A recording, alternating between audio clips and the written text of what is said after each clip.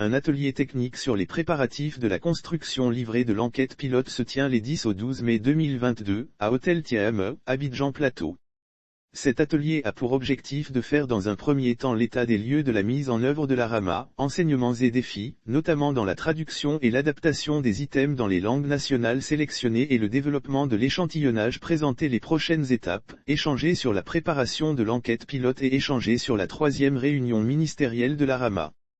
Les propos des intervenants: Coulibaly Adama, inspecteur général de l'Éducation nationale, représentant de la ministre de l'Éducation nationale et de l'alphabétisation.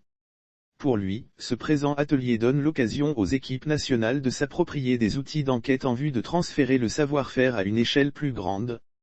Il a également évoqué les défis auxquels l'équipe RAMA pourrait être confrontée, qu'ils surmonteront, surtout leur permettront d'être plus aguerris, a indiqué le représentant de la ministre de l'Éducation nationale et de l'alphabétisation. Pour le représentant de l'Éducation nationale, la mobilisation autour de la RAMA est un devoir historique et de grande importance pour nos systèmes éducatifs respectés. La RAMA, qu'on le dit, c'est une valeur ajoutée au niveau de la prise de décision. Les réalisations de certains projets sont palpables, il s'agit notamment du référentiel de compétences harmonisées validé en 2017 à Cotonou, il s'agit du cadre d'évaluation validé en 2018 au Maroc, a souligné M. Coulibaly Adama, inspecteur général de l'Éducation nationale.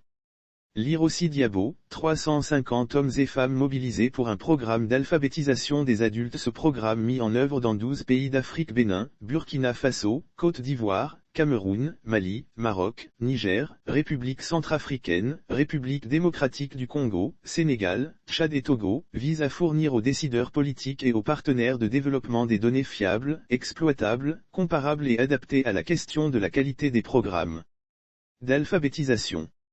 Pour M. Mame Omar Diop, représentant et chef de bureau UNESCO, intérimaire Abidjan, il a situé le contexte de la tenue de cet atelier de haut niveau. Il a manifesté sa satisfaction de la tenue de cet atelier. Aujourd'hui, je suis très heureux d'accueillir avec le gouvernement de la Côte d'Ivoire un atelier sur la ramassée de la recherche-action sur la mesure des apprentissages des bénéficiaires des programmes d'alphabétisation qui constituent une importance dans l'agenda national.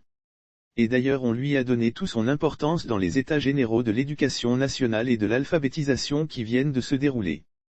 Lire aussi éducation inclusive et maintien des filles à l'école. Alphabétisation en Côte d'Ivoire, 47,2% pour les femmes contre 63,8% pour les hommes, et c'est dans ce sens que la Côte d'Ivoire, qui est membre des pays bénéficiaires, il y en a 12 au total. Aujourd'hui nous accueillons cet atelier d'une importance capitale dont les délibérations aussi vont devoir bénéficier au pays, a déclaré Omar Diop, représentant et chef de bureau UNESCO, intérimaire Abidjan.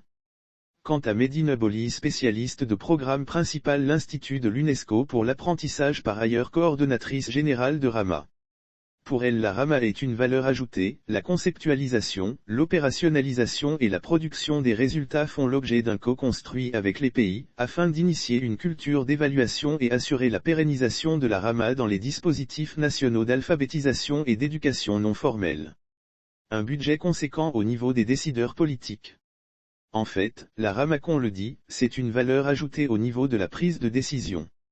Lire aussi Côte d'Ivoire, prix UNESCO Confucius II, le plaidoyer de Madame Dominique Ouattara pour une intensification des actions pour l'alphabétisation des populations. En thème de résultats, que nous avons comme résultat des données, nous recevons des données et des indicateurs qui vont permettre d'orienter la prise de décision dans le secteur de l'alphabétisation. Aussi, ça va permettre aux partenaires d'injecter au niveau de ce secteur, a déclaré Madame Medina Boli, spécialiste de programme principal de l'Institut de l'UNESCO.